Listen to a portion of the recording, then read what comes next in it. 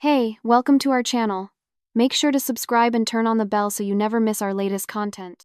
The scent of grilled steak and charcoal was the official perfume of our Saturdays. It meant the week was over, the pressures of my architecture firm were shelved, and for a few hours, life was simple. Julian and Rosalind's condo, with its sprawling balcony overlooking the city, had become our sanctuary. We were a tight-knit group, 4 couples who had navigated our 30s together. Me and Clara, Julian and Rosalind, Silas and Genevieve, and Arthur and Audra. For the longest time, these get-togethers were the highlight of my week. The men would cluster around the grill, debating sports statistics or the latest political absurdity, our laughter a low, easy rumble. The women would be in the kitchen or gathered on the outdoor sofa, their conversation a brighter, more melodic counterpoint. It was a comfortable harmony. But harmony, I was beginning to learn, can be a carefully constructed illusion. It started subtly, a dissonance so faint I thought I was imagining it. A shared glance between Clara and Rosalind that lasted a fraction of a second too long. A sudden hush in their conversation when I walked into the kitchen to grab another beer. At first, I dismissed it. It was nothing, just the easy intimacy of female friendship, a language I wasn't meant to understand. But the feeling persisted, a splinter under the skin. One afternoon, while Julian was passionately explaining the flaws in our city's new zoning laws, I looked over at Clara. She was smiling, but her eyes weren't on us. They were locked with Genevieve's, and in that silent exchange, a whole conversation seemed to pass between them. Genevieve stifled a giggle, a quick, nervous sound that was immediately smothered. Clara's smile widened, a private, triumphant little curve of her lips. A strange chill ran through me. It was as if they were watching a play, and we, their husbands, were the unwitting actors, performing our roles with blissful ignorance. I tried to shake it off, turning my attention back to Julian, but the seed of unease had been planted. The next gathering, it happened again. The women were huddled together, and I heard Audra mention something about an unforgettable night at the hotel. Immediately, Rosalind nudged her with an elbow, a sharp, silencing gesture. The topic dropped like a stone, replaced by a flurry of suppressed laughter and a sudden, intense interest in the wine selection. The air was thick with a secret I couldn't name. I watched my wife, Clara, who I thought I knew better than I knew myself. I watched the way her fingers danced across her phone screen when she thought no one was looking. The way she'd quickly lock it and slide it into her purse if I came near. I watched the way she laughed, a little too brightly, at jokes that hadn't been spoken aloud. That night, driving home, the silence in the car felt heavy, suffocating. The easy chatter we used to share after these events was gone, replaced by a chasm I didn't know how to cross. "Did you have a good time?" I asked, my voice sounding hollow to my own ears. "Of course," Clara said, her tone light, breezy. "It's always fun with the girls." The girls. The phrase echoed in my mind. It wasn't just everyone. It was a specific faction, a club with rules and secrets I wasn't privy to. The trust that had been the bedrock of our 8-year marriage was beginning to feel like sand, shifting and eroding under my feet with every passing Saturday.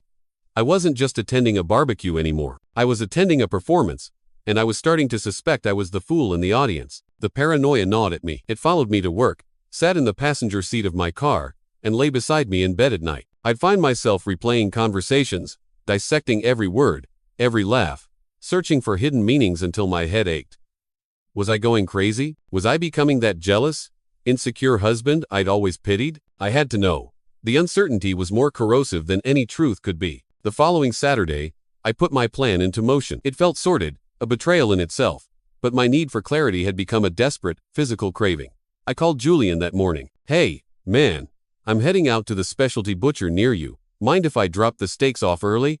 I can help you guys set up." "Of course, Elias. The more hands, the better," he'd said, his voice full of the easy trust I was about to violate. I arrived at their condo an hour before anyone else. Rosalind was arranging flowers, and she greeted me with a warm smile that made my stomach clench with guilt. "Elias, you're a lifesaver. Julian is still wrestling with the new propane tank." "Happy to help," I said, my voice smoother than I felt. While Julian was occupied outside, I made my move. I carried the cooler into the kitchen, my heart hammering against my ribs. In my pocket, my fingers closed around the tiny, black recording device. It was no bigger than a sugar cube. I bought it online, feeling like a spy in a cheap movie. The kitchen was the nerve center of their gatherings. It was where the women congregated, refilling glasses and sharing whispers while the men held court by the grill. Under the lip of the granite countertop, near the corner where the coffee machine sat, was a small, recessed space for an outlet. It was perfect, out of sight, but with a clear line to the center of the room. My hands trembled slightly as I peeled the adhesive backing and pressed the device into the shadows. It was done in seconds, I stood up, took a deep breath, and forced myself to act normally. I helped Julian with the grill, chopped vegetables with Rosalind, and greeted our friends as they arrived, a hollow smile plastered on my face. The entire afternoon was an exercise in torment. I was a ghost at my own party, my body present but my mind elsewhere, tethered to that tiny black box in the kitchen. Every time Clara and her friends drifted into the kitchen, their voices dropping to a conspiratorial murmur, my senses went on high alert. I'd try to focus on Silas's story about a disastrous client meeting or Arthur's plans for his garden, but it was all just background noise. The real drama, the one that mattered, was happening just out of earshot. I saw Genevieve show something on her phone to the others, their heads bent close together, followed by a burst of laughter that they quickly tried to stifle. I saw Clara lean in and whisper something to Audra, who then shot a quick, unreadable look in Arthur's direction. It was a performance of breathtaking arrogance, played out right under our noses. They weren't just hiding something, they were reveling in it. And with every passing hour, the guilt I felt about planting the recorder was systematically burned away, replaced by a cold, hardening certainty. I wasn't paranoid. I was a fool who was finally waking up. The drive home was silent. When we walked into our apartment, the quiet that had once felt peaceful now felt charged with unspoken thing. I waited until Clara was in the shower, her singing a cheerful, off-key melody that grated on my raw nerves. I sat at my desk, pulled the tiny device from my pocket, and plugged it into my laptop. My hands were slick with sweat. This was it, the point of no return. I put on my headphones, closed my eyes, and pressed play. For the first 20 minutes, it was innocuous chatter, recipes, complaints about work, a funny story about Rosalind's cat. I started to feel a foolish sense of relief. Maybe I had been wrong, and then, the tone shifted. Did Arthur notice you were gone for 3 hours yesterday? Genevieve's voice, clear as a bell. A throaty laugh from Audra. Please. I told him I was at a charity planning meeting. He just nodded and asked what was for dinner. He's so wonderfully predictable. My blood ran cold. Rosalind's voice joined in. Kate almost had to cancel on me Saturday. He said his 10 o'clock was a physical evaluation. I swear, Julian would believe me if I told him I was training for the Olympics. A wave of giggles. Then, I heard my wife's voice, laced with a smug amusement that I had never heard before. Landon calls it an oil change. It's so stupid it's brilliant. Elias just thinks I'm a very dedicated comparison shopper. Oil change. The crude, dismissive nickname felt like a physical blow. They weren't just cheating. They were mocking us, turning our trust into the punchline of a sick joke. They talked about their lovers, Cade, Milo, Preston, and a man named Landon with casual familiarity. They shared tips on how to cover their tracks, compared alibis, and laughed. God, the laughter was the worst part. It was triumphant, condescending, and utterly devoid of remorse. The recording was damning, but it was still just voices. I needed something irrefutable, something I could hold in my hands. The next Saturday morning, I told Clara I had a looming deadline and needed to spend the day at the office. She kissed me goodbye, a quick, automatic peck on the cheek. Don't work too hard, she said, already distracted by her phone. I'm just going to the mall to pick up a few things for tonight. I didn't go to the office. I parked my car down the street from our building and waited. My heart was a cold, heavy stone in my chest. A half hour later, she emerged. She was dressed in a way that didn't match a simple shopping trip, a stylish dress, carefully applied makeup. She got into her car, and I followed, keeping a safe distance. She didn't drive to the main mall entrance. Instead, she pulled into a side parking lot, a quieter, less trafficked area. I watched as she pulled a second phone from her purse, a small, cheap burner phone I'd never seen before. She made a short call, her eyes scanning the lot. Minutes later, a sleek blue SUV pulled up beside her. My breath caught in my throat. The driver leaned over, and even from a distance, I recognized him. Landon Vance, the car salesman who had sold us Clara's car 6 months ago, his smile all teeth and practiced charm. Clara got into the SUV without a hint of hesitation. It was a movement born of pure familiarity. I started my engine, my hands gripping the wheel until my knuckles were white. I followed them out of the city, my mind a blank slate of shock and rage. The road ended at the Rainbow Motel, a cheap, run-down place on the outskirts of town with a flickering neon sign. I watched them walk from the SUV to a room at the back, his arm draped casually around her shoulders. She laughed at something he said, tilting her head back in a way that was intimately, painfully familiar. I sat there, frozen in my car, the sound of my own ragged breathing filling the silence. Then, a cold clarity washed over me. I lifted my phone. My hands were perfectly steady now. I zoomed in, capturing Clara's face, Landon's profile, the number on the motel room door. I took a picture of the SUV's license plate. I took a short video of the parking lot security camera monitor, making sure the timestamp was crystal clear. Each click of the virtual shutter felt like a nail being hammered into the coffin of my marriage. The suspicion had been a ghost, a whisper in the dark. This was real. This was the body. I drove home in a haze. I transferred the photos and videos to a folder on my computer, labeling it Project Invoices. The methodical act of organizing the evidence was the only thing keeping me from shattering into a million pieces. Clara arrived home 2 hours later, cheerful and laden with shopping bags. She chattered about a sale she'd found, a funny text from Rosalind, and asked if I preferred to bring dessert from the bakery or if she should whip something up. The sheer, effortless perfection of her performance was nauseating. I let her talk, watching her face, trying to reconcile the woman in front of me with the one I'd seen at the motel. The contrast was a dizzying, sickening chasm. When she finally paused for a breath, I spoke. My voice was low and flat, devoid of the storm raging inside me. "Sit down, Clara. I want to show you something." Her smile faltered at my tone, a flicker of confusion in her eyes. She sat at the dining table. I unlocked my phone and opened the first photo. Clara, hand on the door of the blue SUV, looking up at Landon Vance. I swiped to the next, the two of them walking into the motel courtyard. The third, a clear shot of the SUV's license plate. Her eyes widened. A strangled sound escaped her throat, and she covered her mouth with her hand. That's not me," she stammered, her voice thin and reedy. "It's just someone who looks like me. The angle is weird." I didn't say a word. I just swiped again, showing her the video of the parking lot monitor, the timestamp clearly visible. "You think it's a coincidence that someone who looks exactly like you, wearing the exact dress you wore today, gets into the car of the same salesman who sold you that car? I followed you, Clara, from the moment you left the house." The words landed like stones. Her rehearsed defense crumbled into dust. The color drained from her face, and her eyes filled with tears, not of remorse, I suspected, but of pure, unadulterated fear of being caught. "Elias, it was a mistake," she began, the excuses tumbling out in a desperate, incoherent flood. She was lonely. Our marriage was in a rough patch. Landon just showed up at the right time. I listened in silence, my face a mask of stone. I let her spin her tale because every word was just another shovel of dirt on the grave of what we once had. When she finally ran out of steam, her voice cracking with sobs, I asked a single, quiet question. "How long?" Her answers came in pieces, minimized and downplayed. A text conversation that got out of hand. A single meeting for coffee. The motel, just that one time. With each lie, I calmly went back to the evidence, the photos, the timestamp, the recording. I didn't need to raise my voice. The truth was my weapon. "There's one more thing," I said, my voice dropping even lower. "I heard your conversation in the kitchen last Saturday. The whole thing." If she was pale before, she was now translucent. I saw the final flicker of defiance die in her eyes, replaced by abject terror. "The laughter, the plans, the nicknames," I continued, pressing my advantage. "All of you, laughing at your husbands. Laughing at me. So now, you're going to tell me everything. I want names. All of them.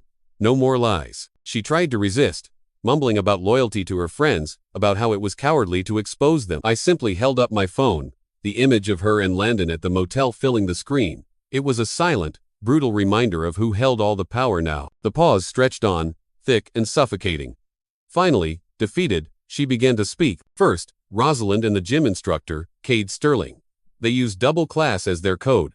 Then Genevieve and Milo Thorne, who met at a downtown cafe before going to his rented flat. And finally, Audra and her coworker, Preston Hayes, using business trips as their cover. With each name, with each sordid detail, I felt a piece of my old life flaking away, leaving something colder and harder in its place. This wasn't just my tragedy anymore. It was a conspiracy, and my friends were victims just as much as I was. When the flood of confessions finally subsided, Clara sat hunched over, her face buried in her hand. The house was utterly silent, the air thick with the wreckage of her deceit. She looked up, her eyes red and swollen, and whispered, "What are you going to do?" In that moment, a plan began to form in my mind, cold and precise. A simple confrontation would be messy, a chaotic explosion of he said, she said. If I acted now, she would run straight to her friends, and they would circle the wagons, concocting a unified story of lies. I needed to control the narrative. I needed their silence. I looked her straight in the eye, my expression carefully neutral. I let a long moment pass before I spoke, my voice low and deliberate, as if I were weighing the fate of the world. "I can forgive you," I said. The lie tasted like ash in my mouth. "I can forgive you if you promise me one thing. You can't tell anyone. Not Rosalind, not Genevieve, not Audra, not a soul. I need to know that I can trust you again, that what's left between us is worth saving. If you say yes, we can try to fix this. I'll forgive you." Hope, desperate and pathetic, flared in her eyes. She leaned forward, grabbing at the chance like a drowning woman grabbing a lifeline. "Yes, Elias, yes, of course. I promise. I'll never do this again. I'll even stop seeing the girls if you want." "You don't need to stay away," I said, the second part of my plan clicking into place. "But tonight, we're not going to the gathering." I picked up my phone, called Julian, and put on my best performance. I told him I had a blinding migraine and that we wouldn't be able to make it. I apologized profusely and hung up before he could ask too many questions. I had bought myself time. That evening was a masterclass in psychological warfare. I was cold, distant, but not explosive. Every time Clara tried to bridge the gap, to touch my arm or offer a soft word, I would simply raise my hand, a silent, impenetrable barrier. Before bed, I stood at the doorway of our room. "You're sleeping on the couch tonight," I said, without looking back. The words were a sentence, and I heard her quiet, defeated sob as I closed the door. I didn't sleep. My mind was a whirlwind of calculations. Behind the mask of the wounded, forgiving husband, I was planning a controlled demolition. On Monday evening, after a weekend of suffocating tension, I told Clara I needed to go out for some air. She nodded meekly, assuming I was still processing my forgiveness. Instead, I drove to a quiet bar on the other side of town. I had already called them, my voice urgent and grim. "Julian, Silas, Arthur, I need to see you guys. It's an emergency. Come alone." They arrived one by one, their faces etched with concern. When we were all settled in a dark corner booth, I got straight to the point. There was no easy way to say it. I told them everything. The recorder, the jokes and the nicknames, the smug laughter. Then, I told them about following Clara, about the Rainbow Motel, about Landon Vance. Finally, I laid out the confessions, naming each of their wives and their lovers. I watched their faces as the truth descended upon them. Julian's confusion hardened into a mask of pure rage. Silas, always the quietest, just stared into his glass, his knuckles white as he gripped it. And Arthur, sweet, trusting Arthur, looked like he had been physically struck. His face crumpled, and a look of such profound, devastating betrayal settled in his eyes that I had to look away. Disbelief warred with anger. But they knew me. They knew I wouldn't invent a story this monstrous. I only promised her forgiveness to ensure her silence, I explained, my voice low and steady. I couldn't let them get their stories straight, but I couldn't hide this from you. You deserve to know. A new, grim pact was formed in that dark booth. We were no longer just friends. We were allies in a war we never knew we were fighting. We decided not to confront them as a group. That would be their move. A collective defense. We would act individually. Each of us would find our own proof. We would remove the blindfolds ourselves. The days that followed were a quiet, tense countdown. We were four men moving through our lives like ghosts, our minds elsewhere, waiting for the right moment to pull the trigger. Julian went first. The very next day, Rosalind gave him the opening he needed. She said she had an extra physical evaluation at the gym and had to go in early. The phrase, one I had shared from the recording, was like a red flag. Julian didn't go to work. He parked across the street from the gym and waited. Just as I told him, Rosalind didn't go through the main entrance. She skirted around the block and slipped through a side door marked staff only. Minutes later, Julian saw her emerge with a man tall, athletic, clearly the instructor, Cade Sterling. They were laughing, checking something on her phone, their bodies close and familiar. They got into a car Julian had never seen before and drove to a nearby apartment complex. Julian told me later he just sat there in his car, his body trembling, watching the door close behind them. The visual confirmation was a brutal, physical thing. That night, when Rosalind came home, flushed and energetic, he was waiting. He didn't yell. He simply asked, "Was the workout good today?" He said her silence was the only answer he needed. Silas chose Wednesday. It was Genevieve's usual day to visit her sister. He pretended to believe her, wished her a good time, and left for work a few minutes after she did. Then he circled back and followed her route downtown. He saw her park in front of the cafe I'd mentioned. A man was already waiting at an outdoor table. Milo Thorne. From a distance, Silas watched them. The quick hug that was too intimate, the discreet kiss when they thought no one was looking. He watched them walk to a nondescript apartment building 2 blocks away. He got closer, his hands shaking as he took photos with his phone, each click a confirmation of his new reality. That evening, Genevieve returned with a bag of souvenirs from a gift shop near her sister's place, a prop to sell her lie. Silas let her put the bags on the table. Then he pulled out his phone and showed her the photos. "Was it your sister who kissed you this afternoon?" he asked, his voice dead calm. Genevieve's face lost all color. The house of cards came tumbling down. Arthur's story was the one that broke my heart. He was the most trusting, the least equipped for this kind of espionage. When Audra told him she'd be working late on Thursday, a familiar excuse, he decided to surprise her with dinner.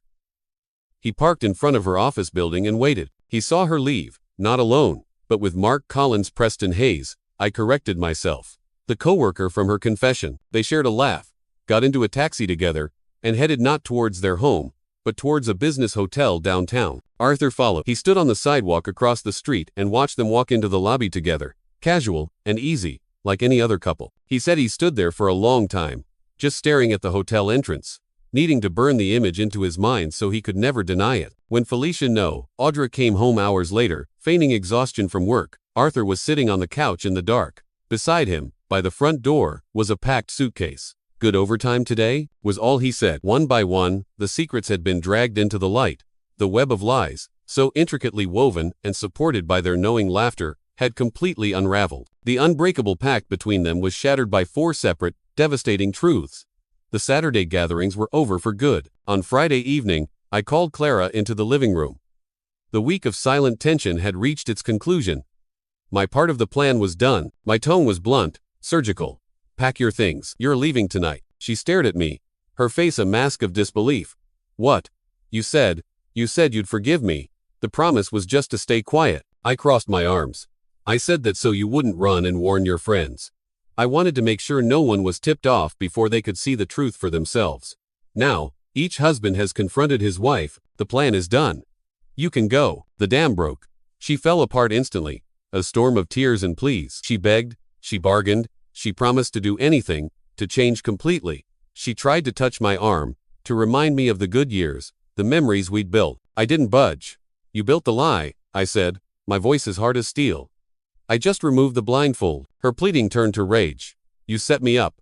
You tricked me." I walked to the front door and opened it. I placed her suitcase, which I had packed myself an hour earlier, on the welcome mat. "It's over, Clara." She made one last, desperate appeal, her voice cracking. She looked at me, her face a mess of tears and shattered hope. Then, seeing the finality in my eyes, she grabbed the suitcase and left. I watched from the doorway as her car's taillights disappeared down the street, swallowed by the darkness. I didn't want to know where she was going. I closed the door, and the silence that rushed in was absolute. The weight of the emptiness was crushing, but underneath it, for the first time in months, I could breathe. The following days were a blur of cold logistics. Lawyers, paperwork, changing the locks. The months that followed were an exercise in adjustment. The house felt cavernous, haunted by the ghost of a life that no longer existed. But I wasn't alone. Adam, after his explosive end with Stella, started volunteering at a park near his house, coaching sports for underprivileged kids. He found a new purpose in it, a joy that was simple and honest. Silas threw himself into his work, taking on new projects, earning a promotion. He kept himself busy, but the sharpness in his eyes began to soften over time. Arthur, after selling the house he'd shared with Audra, took a transfer to a branch in another region. He said he needed a fresh start, a new landscape without old memories. One Friday night, months later, we met at our usual bar. The same wooden counter, the same bartender who knew our orders by heart. I arrived first. Adam walked in a few minutes later, a wry smile on his face. "If I ever date again," he announced, "the first thing I'm doing is asking for an allergy test to double class." We all laughed. It wasn't a happy sound. Not yet, but it was real. It was the laughter of survivors, of men who had walked through fire and found each other on the other side. We sat there for hours, talking, drinking, and just being silent together. We didn't need to rehash the pain. It was an understood truth, a shared scar that had bonded us more deeply than all the happy barbecues ever had. Our friendship, once a casual accessory to our marriages, had become the main event. It was the anchor that had held us steady. Outside, the city lights blurred into streaks of color. Inside, there were 3 half-full glasses on a wooden bar, and a friendship that had been forged in the crucible of betrayal. We raised our glasses in a silent toast. Life, even when stitched back together, showed its seams. But it went on. I looked at the faces of my friends, the only family I had left, and I knew, with a certainty that settled deep in my bones, that we would be okay. The truth burns first, and only then, it warms.